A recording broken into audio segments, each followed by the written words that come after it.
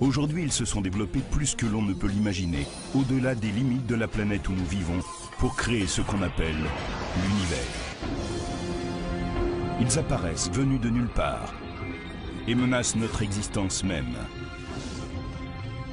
Cela peut aller de pierres qui s'écrasent sur des maisons jusqu'à des rochers de la taille de l'Everest qui font redouter une destruction de masse. En tout cas, personne n'est hors de leur portée. Et certains de ces intrus ne sont pas des extraterrestres, mais des débris spatiaux fabriqués par l'homme. Mettez-vous à l'abri tandis que nous enquêtons sur ces objets mortels qui pleuvent de l'espace, météorites ou débris spatiaux.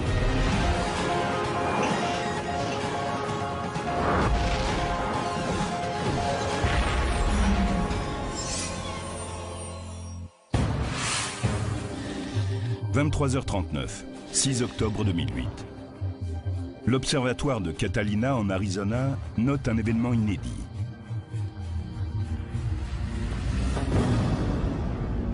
Un astéroïde de la taille d'un 4x4 arrive en hurlant vers la Terre à une vitesse de 43 000 km/h.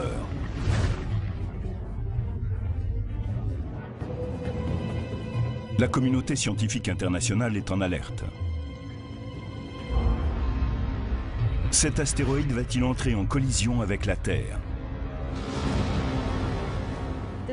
Cet objet avait ceci de particulier qu'il risquait de toucher la Terre. Au cours des 21 heures qui ont suivi, on a effectué 400 observations pour essayer de calculer précisément son orbite. Au Jet Propulsion Laboratory de la NASA, Steve Chesley reçoit un appel d'urgence. Il est impératif de savoir quand et où cette roche va toucher le sol. Ils m'ont envoyé les données. Je me suis précipité à mon bureau avec une certaine excitation et j'ai passé les heures suivantes à tenter de résoudre le problème et à aligner des chiffres. J'en suis arrivé à la conclusion qu'il y avait 1% de chance pour qu'il se produise un impact. Selon les calculs de Chesley, la collision devait se produire dans moins de 13 heures, vers 5h45 en Afrique de l'Est. La cible, le désert nubien qui s'étend au nord du Soudan. Jamais nous n'avions imaginé découvrir avant l'impact un astéroïde prêt à percuter la Terre. Là, nous avions le temps de réagir et de prévoir le point d'impact. C'était extraordinaire. On n'avait encore jamais vu ça. Le compte à rebours est lancé. Le temps est insuffisant pour arrêter cette course folle. On avertit par email ceux qui sont au sol aussi bien que dans les airs. 5h45. C'est l'instant fatal. Un pilote de ligne commerciale survole le Soudan. Il voit une boule de feu entrer dans l'atmosphère de la Terre et exploser avec une énergie équivalente à des milliers de tonnes de TNT.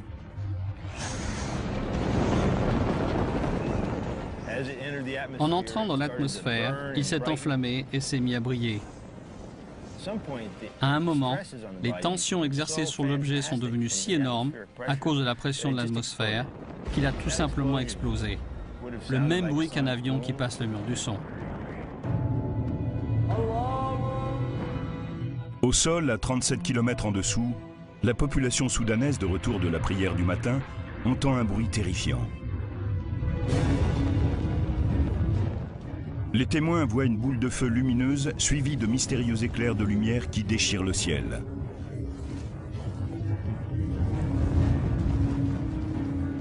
Les spécialistes avaient espéré que l'astéroïde ne soit pas assez lourd pour traverser entièrement l'atmosphère terrestre et créer une catastrophe au sol.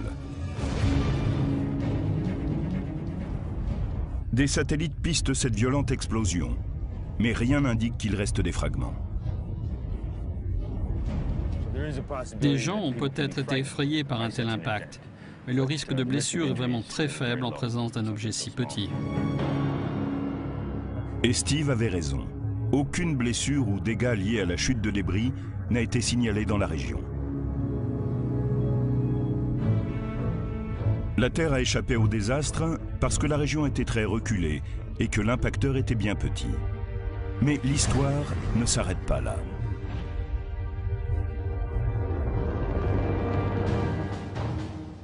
Décembre 2008. L'astronome Peter Yenniskens organise une équipe de recherche et de récupération à l'université de Khartoum au Soudan. Il est déterminé à trouver l'invraisemblable, des météorites, les fragments de l'astéroïde 2008 TC3.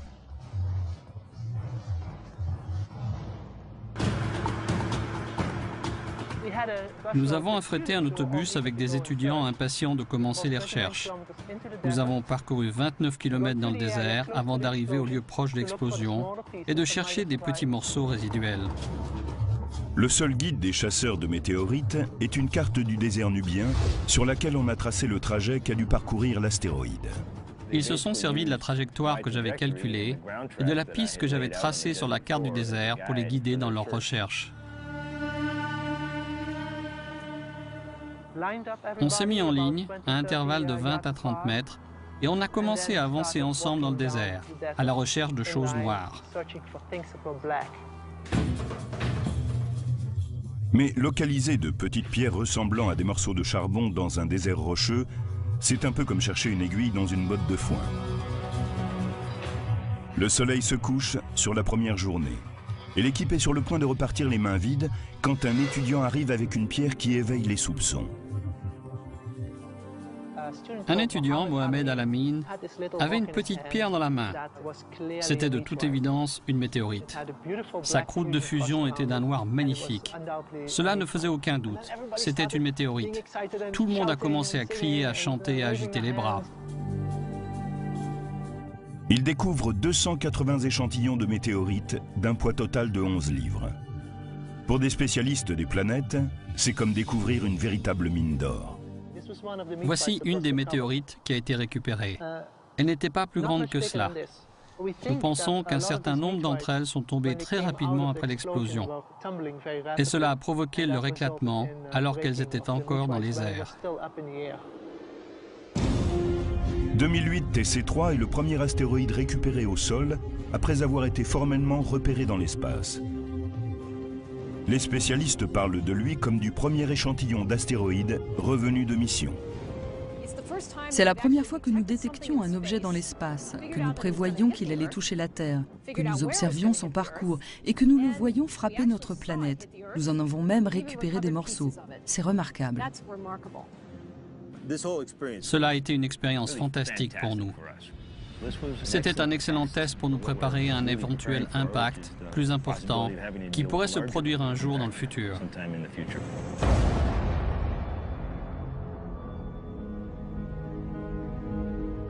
La Terre n'aura peut-être pas autant de chance la prochaine fois. Aujourd'hui, les spécialistes pensent que 2008 TC3 faisait partie d'une roche bien plus importante venue de la ceinture d'astéroïdes, une région située entre Jupiter et Mars, où les astéroïdes et les comètes ont élu résidence. Dans cette région galactique surpeuplée, les restes fossiles datant de la formation du système solaire entrent de temps à autre en collision entre eux et donnent naissance à des roches plus petites. Ce sont ces fragments qui sont susceptibles de se diriger vers la Terre. La vitesse d'impact lors d'une collision entre deux astéroïdes est assez comparable à celle d'une balle de revolver. Les astéroïdes de la Grande Ceinture foncent les uns vers les autres à des vitesses de plus de 17 000 km/h. Mais une balle, quand elle sort de l'arme, quitte le canon à une vitesse 5 fois inférieure. Donc cela ne contente pas de produire des fragments. Cela explose littéralement en 1000 morceaux. Nous allons recommencer et installer notre petit astéroïde artificiel à une certaine distance avant de tirer. Comme il est difficile de se procurer de vrais astéroïdes, nous allons utiliser quelque chose qui y ressemble.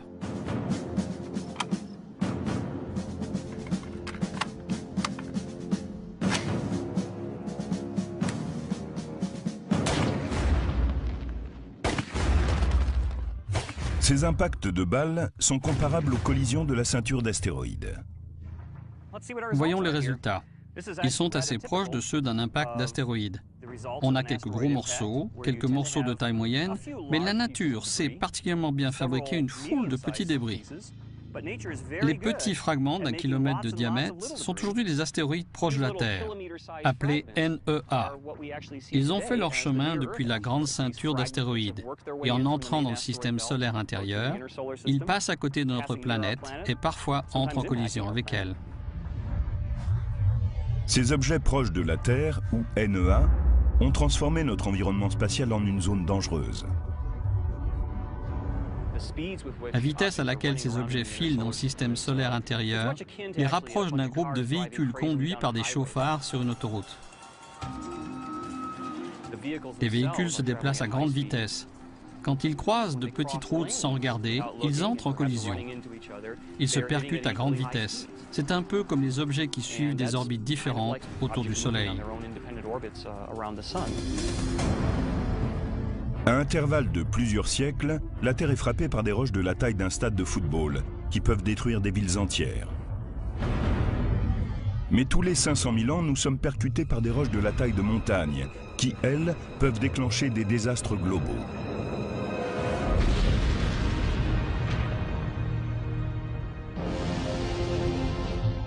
L'atmosphère de la Terre, la couche de gaz qui entoure notre planète, brûle la plupart des matériaux. Mais parfois, des objets plus grands et plus lourds parviennent à la traverser. Dès qu'ils entrent dans l'atmosphère terrestre, ils ralentissent, freinés par l'atmosphère, et perdent ainsi presque toute leur vitesse d'entrée. On aperçoit en même temps une boule de feu, et une fois qu'ils ont perdu la vitesse avec laquelle ils sont entrés dans l'atmosphère, ils ne font plus que tomber à la surface de la Terre.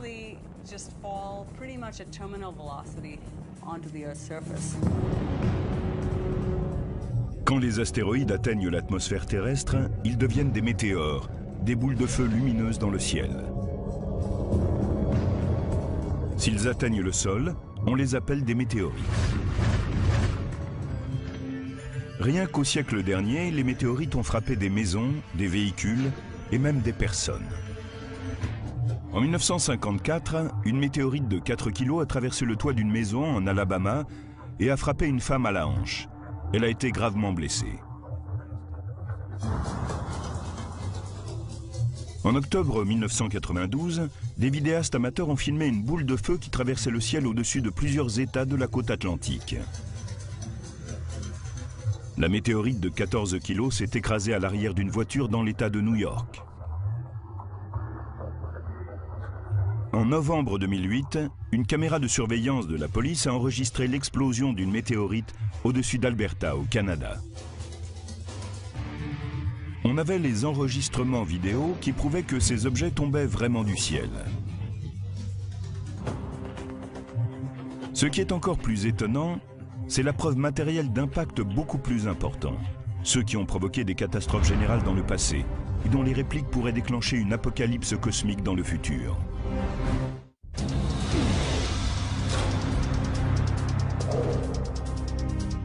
La Terre n'a pas toujours été une destination idéale pour les êtres humains.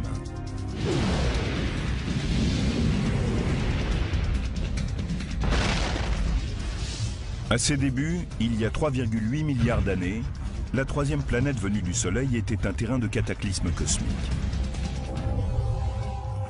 Au cours d'une brève période appelée le Grand Bombardement Tardif, des milliards de débris vestiges de la formation du système solaire ont martelé de coups notre planète.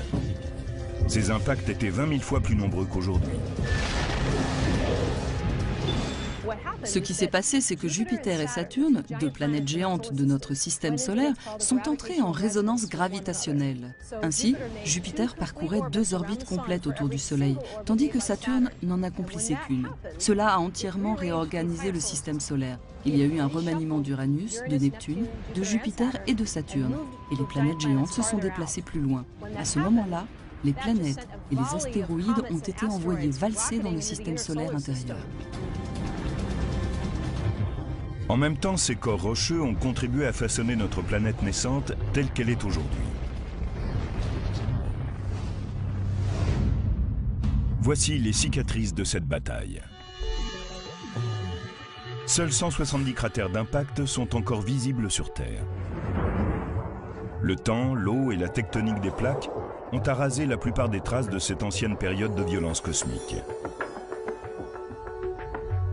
Mais on trouve des indices du passé tumultueux de la Terre sur la Lune, qui s'est formée en même temps, mais où aucun processus d'érosion ou de tectonique des plaques ne tente à faire disparaître les preuves.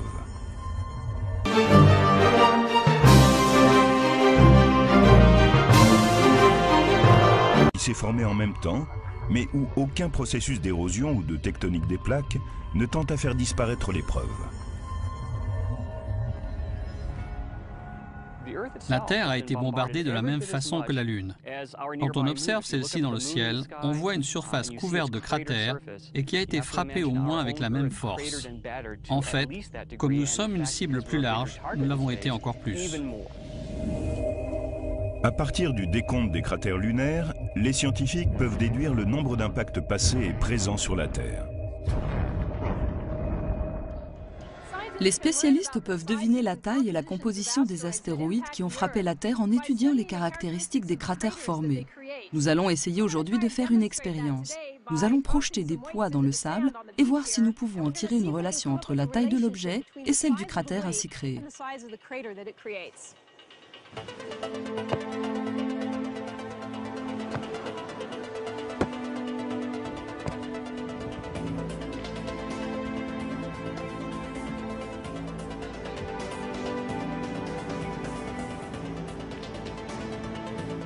En me basant sur les mesures que j'ai prises, je calcule que cette plage a été frappée par 3 roches de 125 cm de diamètre, 5 de 15 cm de diamètre et 11 de 5 cm. Cette technique qui permet de mesurer la taille et la fréquence des cratères sur cette plage est très proche de celle qu'utilisent les spécialistes pour comprendre la fréquence des impacts qui ont eu lieu sur Terre.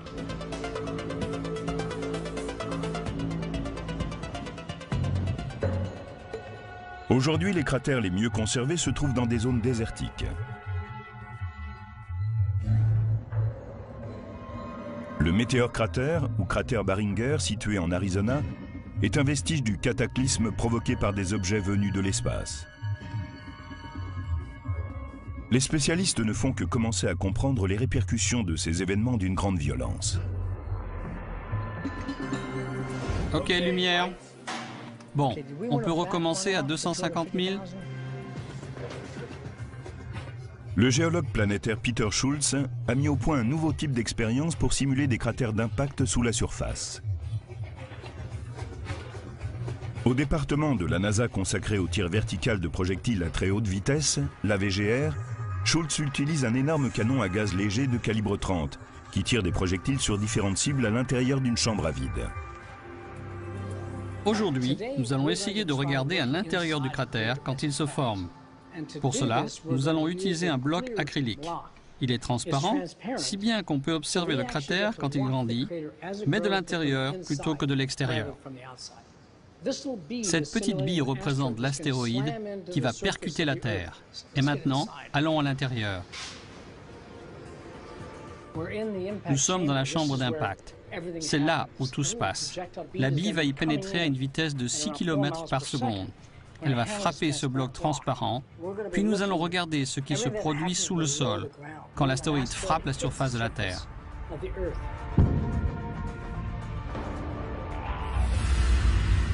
À l'extérieur de la chambre, des caméras à haute vitesse vont enregistrer l'impact sous différents angles. Dans la salle de contrôle, Schultz surveille le moniteur avec nervosité. High voltage.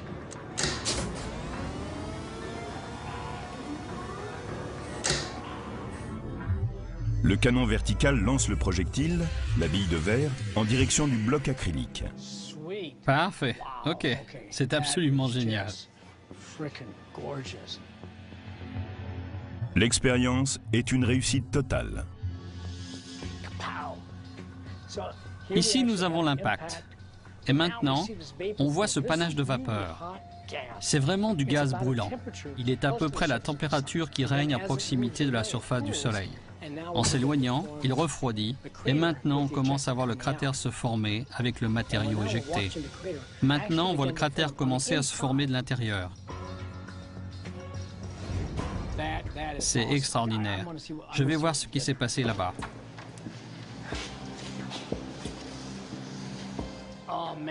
On y est arrivé. À présent, on peut observer comment ces failles se sont développées avec le temps. S'il s'agissait d'un impact important, elles s'agrandiraient et le cratère entier pourrait s'effondrer à l'intérieur et disparaître. Les expériences sur les impacts au sein du département de la NASA ont éclairé notre connaissance des immenses destructions opérées par des astéroïdes tombés de l'espace. Quand on observe un impact, on ne voit pas seulement des crevasses et des craquelures. On voit aussi un panache de vapeur en train de se déployer.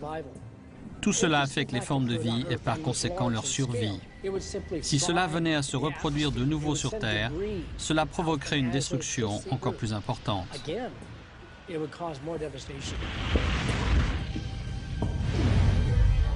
Les spécialistes ont découvert que des impacts d'objets venus de l'espace avaient déjà affecté l'évolution de la vie sur Terre. Nous savons que le flot de météorites frappant la Terre était beaucoup plus important par le passé qu'aujourd'hui. Il y a eu, par exemple, un grand impact il y a 65 millions d'années, à la limite entre le Crétacé et le Tertiaire.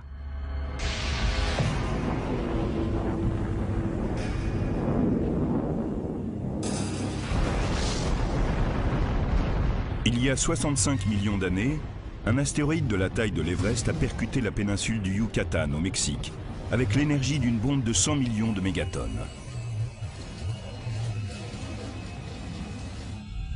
L'impact a donné naissance à un cratère sous-marin de 160 km de large qui a été découvert dans les années 1980. Les spécialistes ont déterminé que cet impact avait déclenché des événements atmosphériques susceptibles d'avoir provoqué une extinction de masse. 75% des espèces préhistoriques, dont les dinosaures, auraient alors été anéanties.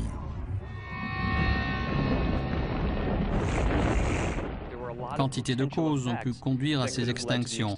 Par exemple, le réchauffement de l'atmosphère par les débris et les éjections peut avoir généré de monstrueux incendies, ou l'empoisonnement de l'atmosphère par des gaz émis par l'astéroïde atomisé. Ce fut le plus grand désastre écologique qu'on puisse imaginer. Mais était-ce la dernière fois qu'un astéroïde déclenchait une extinction de masse?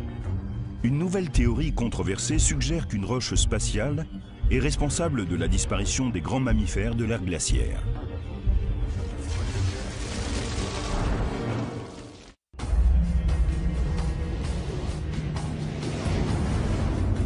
Les spécialistes meurent d'envie de savoir ce qui s'est produit il y a 13 000 ans. L'ère glaciaire touchait à sa fin. Le continent nord-américain était peuplé de grands animaux comme le mammouth laineux, le mastodonte, le paresseux géant ou Megatherium ou l'ours à face courte. Mais quelque chose a provoqué la disparition de 35 groupes d'espèces d'après les vestiges fossiles que nous possédons. Beaucoup pensent que ce sont les paléo-indiens chasseurs-cueilleurs qui peuplaient l'Amérique du Nord qui ont exterminé les grands mammifères. Mais un récent indice étonnant laisse penser qu'un objet venu de l'espace pourrait avoir mené à leur perte ces créatures géantes. Il y a 13 000 ans, le climat a changé d'un seul coup et de façon dramatique. Il semble qu'un objet extraterrestre, une grande météorite, un astéroïde ou une comète, ait explosé dans l'atmosphère.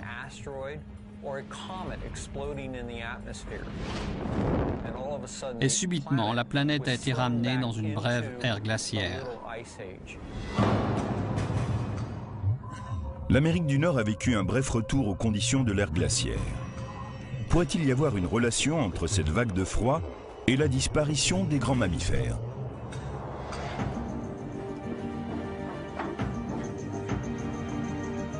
L'archéologue Ken Tankersley affirme avoir déterré la preuve d'un impact cosmique dans une caverne de l'Ohio.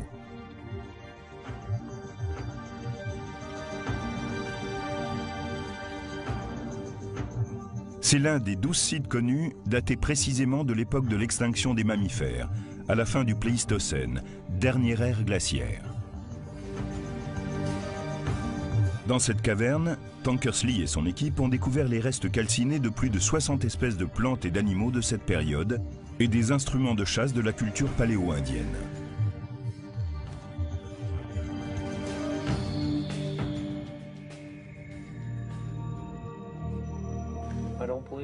C'est incroyable. Voici une pointe paléo-indienne en os. Elle est faite à partir d'une côte de grands mammifères, un animal semblable au mastodonte américain. Ce qui est fascinant dans cet objet, c'est que celui qui l'a fabriqué a sans doute été témoin de l'événement survenu il y a 13 000 ans. Tankersley dit que la plupart des os qu'il a découverts ont vécu un incendie dont l'intensité n'avait rien à voir avec un feu de forêt. Pour lui, il doit s'agir d'une explosion colossale, comme celle d'un impact terrestre.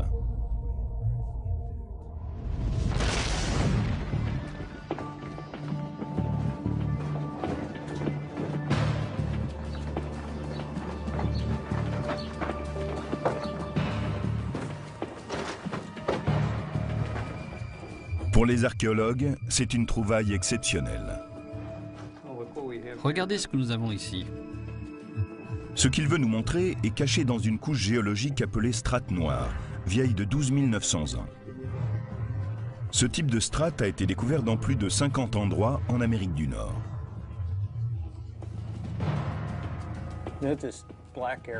Je peux creuser à travers cette strate et dégager certaines zones plus sombres.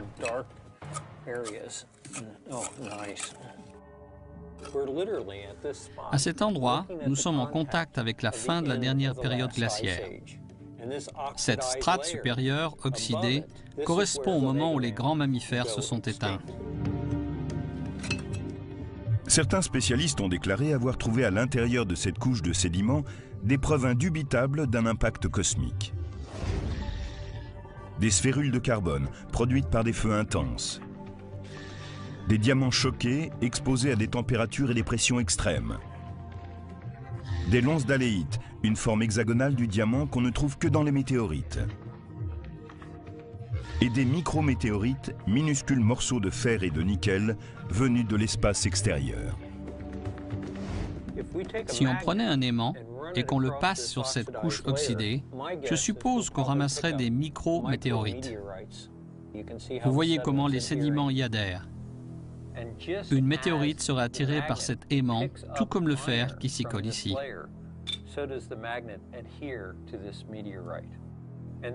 Cela laisse entendre que nous avons dans cette strate une forte concentration de micrométéorites et une absence totale aux étages supérieurs et inférieurs. Il y a 13 000 ans, il s'est produit ici un événement catastrophique.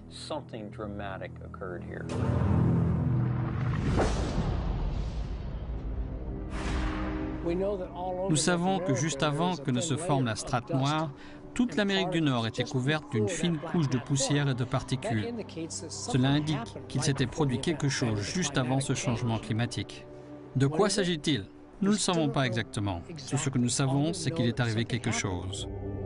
On n'a trouvé aucun cratère pour dater exactement l'événement. Mais une roche spatiale n'a pas besoin d'atteindre le sol pour provoquer un désastre massif.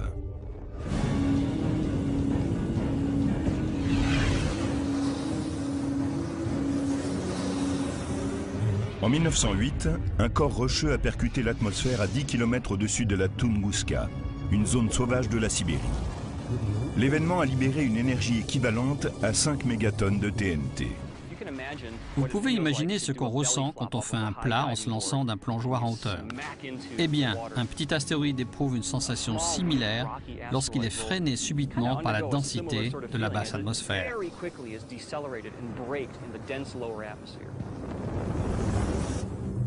Juste après l'explosion au-dessus de la Tunguska, une onde de choc intense et une explosion d'air chaud se sont déplacées jusqu'au sol, puis dispersées. Le phénomène a anéanti presque 1600 km² de forêt.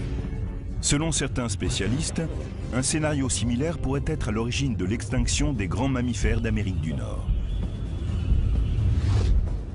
Et c'est une comète et non un astéroïde qui pourrait être la coupable. Contrairement aux astéroïdes, ces boules de neige sales contiennent davantage de glace et de gaz qui tendent à se disperser avant d'atteindre la surface. Si une comète était tombée vers la Terre et avait explosé dans l'atmosphère, elle se serait dispersée en matériaux éjectés vers le bas. On aurait également vu toute une gamme de dépôts derrière elle. Il y aurait eu un fort incendie sur une large zone. Et tout ce qui se trouvait à l'intérieur de la zone d'impact aurait été détruit. En même temps, cela n'aurait pas eu d'effet immédiat sur le reste de la planète, mais juste à l'intérieur de la zone d'impact.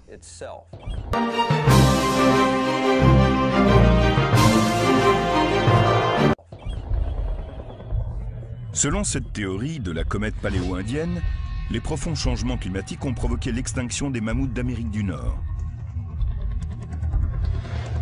Mais contrairement à ce que beaucoup croient, un petit nombre d'entre eux a survécu dans différentes régions du monde jusqu'à 2000 ans avant Jésus-Christ.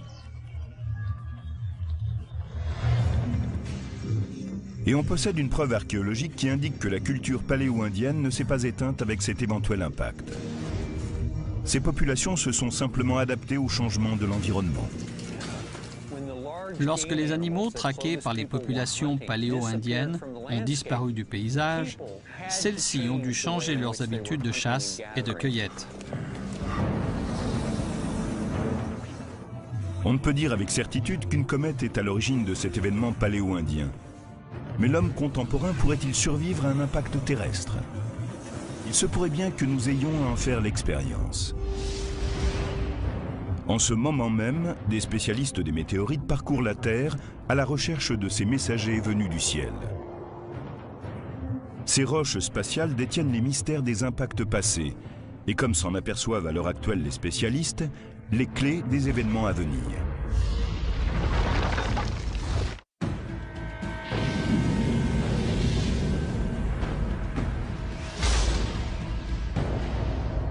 Extinction de masse. Cratère de plusieurs kilomètres de diamètre. Paysage ravagé. Tout cela est la marque d'objets venus de l'espace. Depuis la formation du système solaire, des météorites font irruption sur notre planète. Mais où trouve-t-on ces roches? Le plus facile pour découvrir ces météorites est d'arpenter les régions sèches et désertiques comme le Sahara ou les déserts froids comme l'Antarctique. La végétation y est rare et il n'y a guère d'autres roches avec lesquelles on pourrait les confondre. Mais des météorites tombent sur toute la surface de la Terre sans région de prédilection. La cosmochimiste Meenakshi Wadhwa a parcouru le monde à la recherche de météorites. Aujourd'hui, elle supervise dans une université la plus importante collection de météorites au monde. Voici la collection de météorites du Center for Meteorite Studies de l'Université de l'État d'Arizona. Il y a 3 types de météorites. Elles peuvent être rocheuses, mi-roches, mi-fer ou riches en fer. Mais la plupart de ces 3 types contiennent une certaine quantité de métal. C'est ainsi qu'on peut distinguer les roches terrestres des météorites, en observant la teneur en métal de l'objet. Il y a une autre façon de distinguer une météorite d'une roche terrestre. Une croûte de fusion se forme sur les météorites lorsqu'elles traversent l'atmosphère terrestre. La plupart des météorites que l'on a découvertes viennent de la ceinture d'astéroïdes située entre Jupiter et Mars. Mais on en compte pourtant près d'une quarantaine issues de la Lune et de Mars. Ici, il y a sans doute eu un grand astéroïde qui a touché la Lune ou Mars et qui a éjecté des morceaux de la croûte de ces 2 objets. Ces fragments sont probablement tombés sur ces planètes alors instables et ont continué leur chemin vers la Terre. Voici un morceau de météorite lunaire. Nous pensons qu'il provient de la partie montagneuse de la Lune. Nous savons qu'il s'agit d'une météorite lunaire parce que nous pouvons la comparer avec des échantillons prélevés par les missions Apollo à la fin des années 1960 et au début des années 1970. Les météorites sont de précieux sujets de recherche. Ils ont détruit à plusieurs reprises des formes de vie, mais ils ont peut-être aussi fourni les éléments chimiques nécessaires à la vie sur Terre.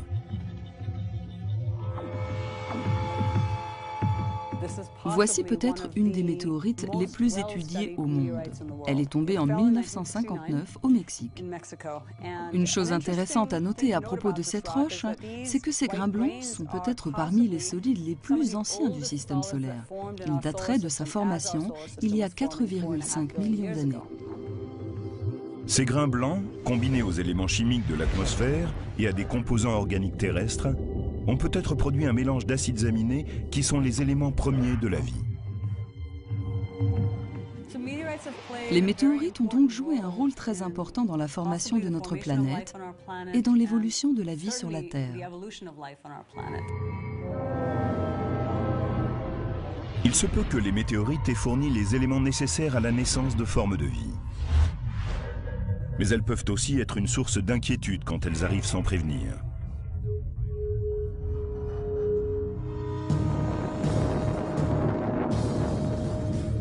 « 9 septembre 2007. Ce jour-là, une dangereuse météorite, filant dans le ciel comme l'éclair, a touché le sol près de la ville péruvienne de Carancas, à la frontière bolivienne. Les débris se sont dispersés sur un cercle de 180 mètres de diamètre et la météorite a creusé un cratère de plus de 15 mètres de large et 5 mètres de profondeur. Un homme qui roulait à vélo a été renversé. Un autre, qui regardait dans la direction opposée, s'est vite retourné et a vu l'objet frapper la terre et un grand panache s'élever au-dessus. En parlant avec les villageois, on s'est aperçu qu'ils n'avaient aucune idée de ce que c'était. Ils se disaient qu'il devait s'agir d'une manœuvre militaire, parce qu'ils sont tout proches de la frontière avec la Bolivie. Les spécialistes ont rassuré les habitants de la région en leur expliquant que c'était une météorite et non un missile qui avait donné naissance à ce cratère. Mais après l'événement, très vite, beaucoup de villageois se sont plaints de maux de tête et de nausées. Ils sont sans doute tombés malades à cause du soufre ou de la fine poussière qu'ils avaient inhalée. Les vapeurs venaient probablement du matériau qui suivait la météorite et qui a été atomisé en arrivant dans l'atmosphère. Le choc a sans doute provoqué en plus la libération de gaz. Mais une roche spatiale peut-elle libérer des substances nocives? Les films de science-fiction et les théories conspirationnistes affirment que des météorites pourraient diffuser sur notre planète des bactéries ou des virus mortels. Mais quelle est la réalité et quelle est la fiction? La probabilité qu'il se produise un tel événement est très faible. Si une roche faisait cela sur Terre et qu'une forme de vie microbienne survive, elle trouverait notre atmosphère très toxique. Un microbe qui a évolué dans un environnement sans oxygène ne peut pas survivre longtemps dans un milieu avec oxygène.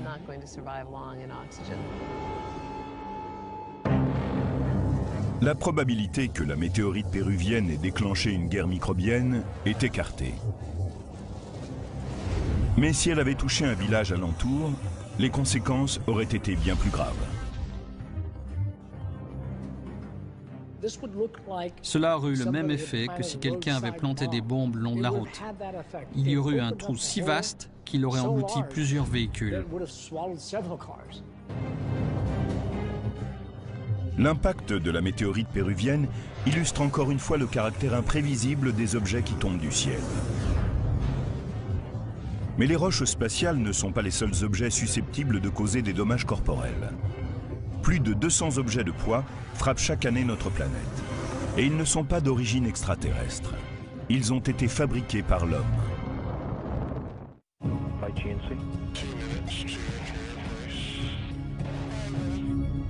1er février 2003.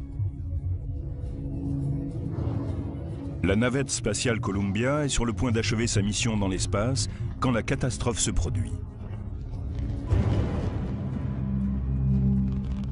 La navette se désintègre au moment de sa rentrée dans l'atmosphère terrestre.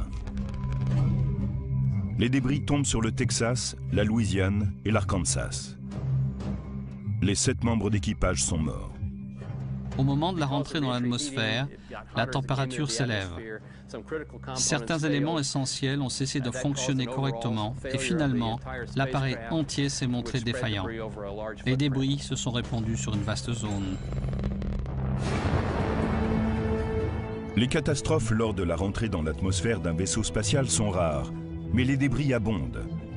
Depuis le début de l'ère spatiale, les fusées ont lancé des milliers de satellites en orbite autour de la planète. Et le résultat, c'est que nous avons pollué l'espace avec des étages de fusées, des satellites hors d'usage, des réservoirs de carburant, aussi bien que des clous, des boulons et des résidus de collision ou d'explosion. Ces débris flottent à l'abandon au-dessus de la planète, comme dans un dépôt d'ordures cosmiques. Et parfois certains retombent sur Terre. Il s'agit de savoir quand et où. Les objets qui rentrent dans l'atmosphère risquent réellement de toucher une personne en arrivant au sol. «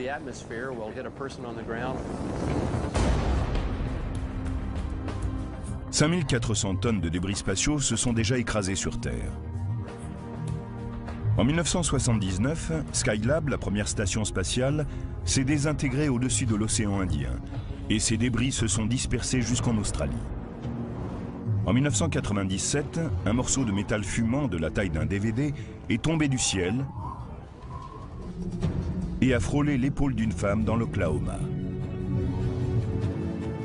Elle n'a pas été blessée, mais à des centaines de kilomètres de là, ce réservoir en acier inoxydable a atterri près d'une ferme au Texas. Les deux éléments faisaient partie du même étage d'un lanceur Delta II. C'est un débris d'un lanceur qui était en orbite depuis 9 mois. Il est rentré dans l'atmosphère au-dessus du Canada et du nord des États-Unis. En descendant, il a dispersé un certain nombre de fragments autour de lui. Celui-ci était le morceau le plus important. À El Segundo, en Californie, des spécialistes de l'Aerospace Corporation étudient les débris spatiaux pour découvrir les matériaux qui résistent à la rentrée dans l'atmosphère et minimiser ainsi les risques dans l'avenir. Voici les vestiges d'une fusée qui a placé un satellite GPS en orbite. Elle a été trouvée en Arabie Saoudite. C'est en titane. C'est un matériau qui a un seuil de fusion très élevé. C'est une des raisons pour laquelle il est si bien conservé. Il se déplaçait à une vitesse d'environ 200 km/h quand il a touché le sol. Pourquoi ces objets retombent-ils sur Terre? La plupart des débris spatiaux se trouvent dans l'orbite basse de la Terre, à environ 950 km au-dessus de la surface de la planète. Les objets peuvent rester 10 à 100 ans dans l'espace, puisque l'air n'oppose pas de résistance. Mais ils peuvent également subir un déclin d'orbite. Ils perdent alors leur énergie à cause de la faible résistance atmosphérique et la force gravitationnelle de la Terre va les attirer dans son atmosphère. Certains satellites tombent assez vite et d'autres après un long délai, simplement parce qu'ils commencent à frôler l'atmosphère terrestre avec une force qui va croissante avec le temps. Cette petite force va finir par les attirer hors de leur orbite et c'est à ce moment-là qu'ils rentrent dans l'atmosphère terrestre. La plupart des débris s'enflamment au cours de la rentrée et sont pulvérisés. Mais certains morceaux plus solides, composés d'acier inoxydable ou de titane, résistent à des chaleurs exceptionnelles. Après avoir traversé les régions denses de l'atmosphère, ils tombent en chute libre. Ils frappent la surface terrestre à une vitesse assez faible, disons 45 mètres par seconde ou 240 km/h. C'est bien là le problème. On a un objet qui passe d'une vitesse orbitale à une vitesse quasiment nulle en un temps relativement court. La communauté spatiale internationale impose maintenant de nouveaux équipements, parmi lesquels un système de propulsion qui assure que les rentrées dans l'atmosphère s'effectuent au-dessus des océans. La communauté internationale s'est mise d'accord sur un risque acceptable d'environ 1 pour 10 000 pour la rentrée dans l'atmosphère. Cela signifie que si on effectue 10 000 rentrées, il y a toutes les chances pour qu'on ait touché quelqu'un sur la planète. Donc si vous dépassez cet objectif, vous devez faire rentrer le matériel dans une zone sûre comme un océan.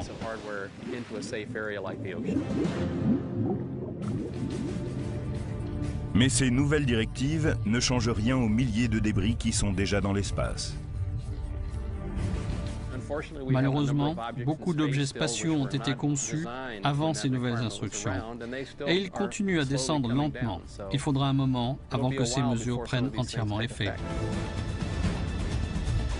Ce n'est pas de la science-fiction. Des objets fabriqués de la main de l'homme continuent à tomber sur la Terre. Les spécialistes doivent scruter le ciel en permanence pour découvrir les objets susceptibles de détruire une région, ou pire, l'humanité entière.